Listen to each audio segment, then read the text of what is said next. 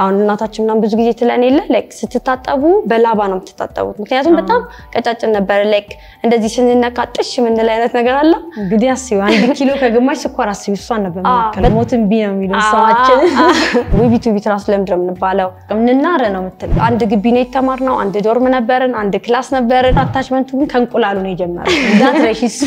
ባይዛው ግን ተናገር ያላቀም ሶሻል ሚዲያ ብዙ ሰው ሌባ እየመሰለ ነው ተጀመረ አንዴ በጥፊል መጣና ስንት ጉድ አለ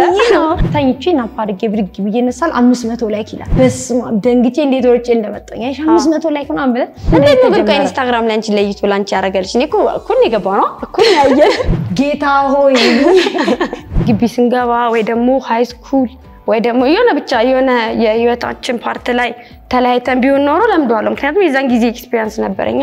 እና አሁን ላይ ግን ይከብደኛል